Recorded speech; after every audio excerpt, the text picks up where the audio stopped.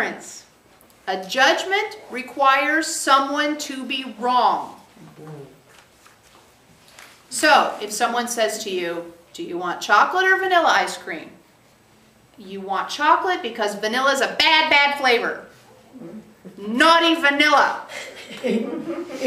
Or vanilla is just bad, the way they make it is bad, right? It has to be all about the vanilla in order to justify your judgment that chocolate is what you want. Okay? Preference is chocolate or vanilla. Check in, chocolate. Vanilla is irrelevant. It's not what you want, it's not what you prefer, you don't care. Now, when we do it with the ice cream, it makes people laugh. That's why we give you the ice cream example. But let's say it's about a living wage. Should companies pay a living wage?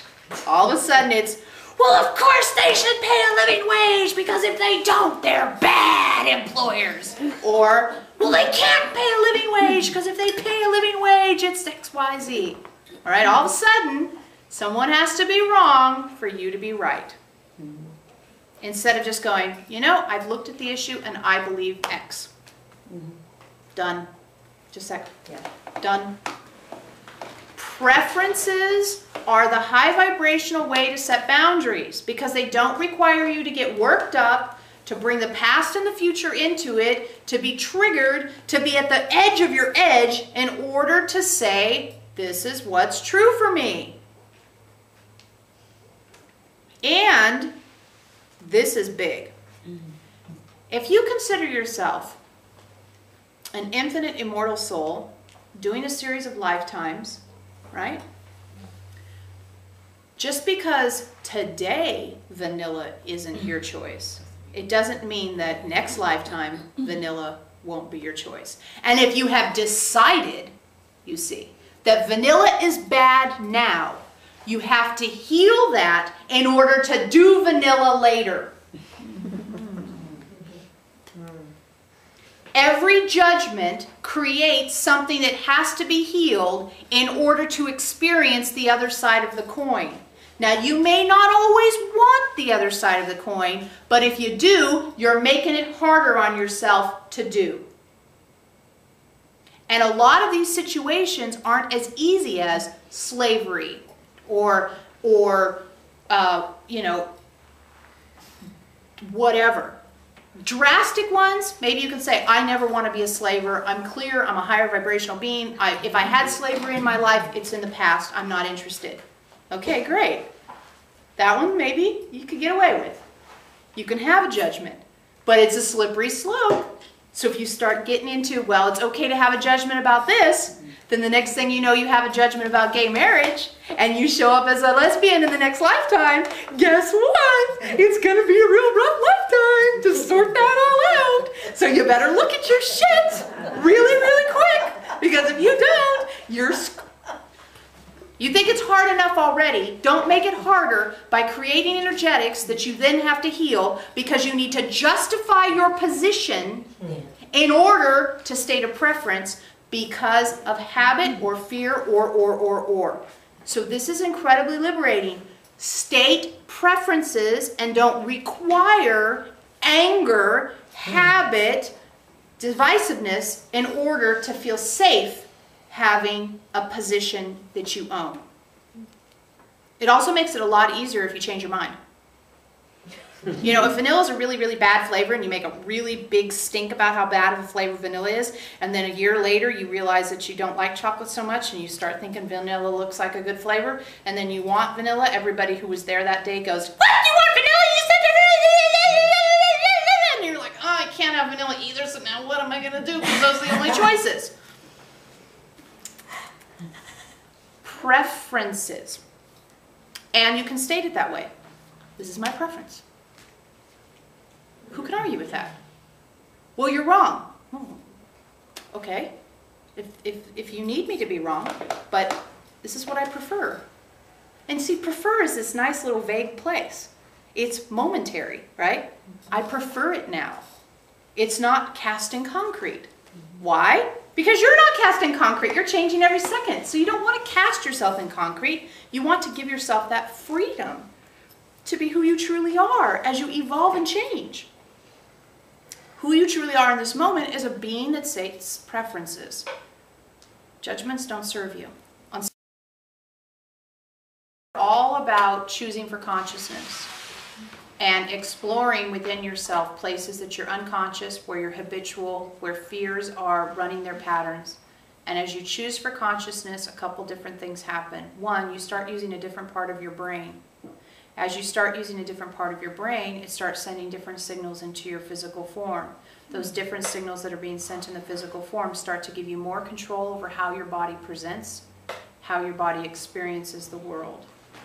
Also, as you choose for consciousness, you raise your vibration. By raising your vibration, you make yourself more closely matched to your soul's energetic.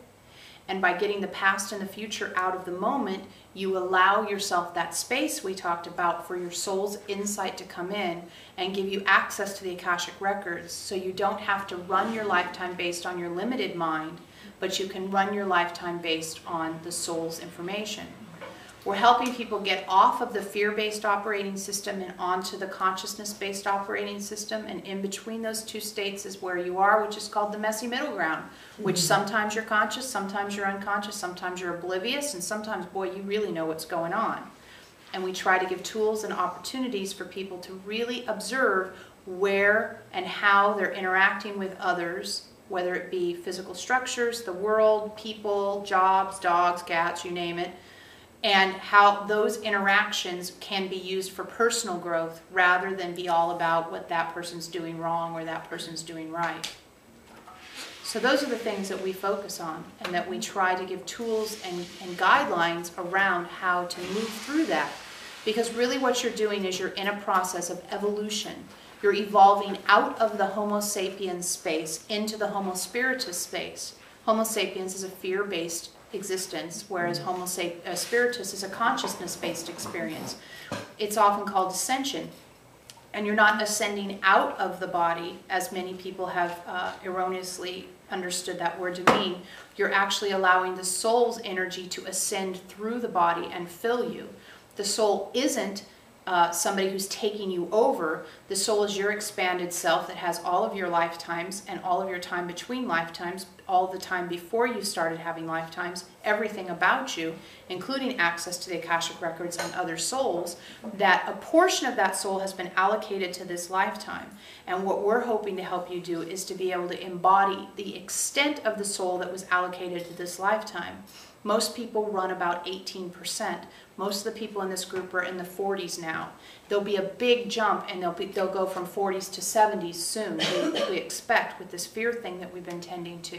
That's when things are really going to start to get interesting. But right now, most people are in the 40 or 50 range. When we started talking about this stuff, they were in the 20s. So there's been a huge shift. Now, where are the numbers coming from? The numbers are, your soul is vast, infinite, and immortal.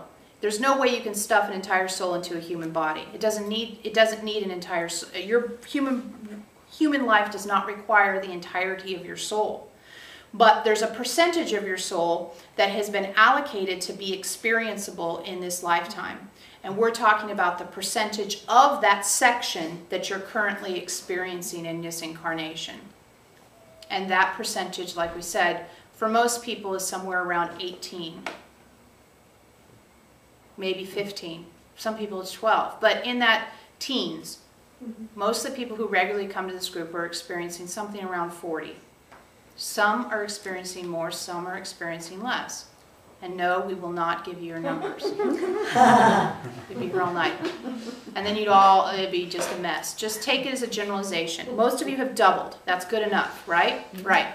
So, but when you start to get into 75%, and in that range, that's when you start to experience a lot more control over the body, a lot more control over how you are physically in the world, i.e. instantaneous manifestation, recognizing that the paradigm is completely dictated by your internal world. When you start to recognize that your internal world really is creating your reality, that's just not hot air, and that your internal world is completely under your choice as to how you experience it, that's when you start to experience things like instantaneous manifestation.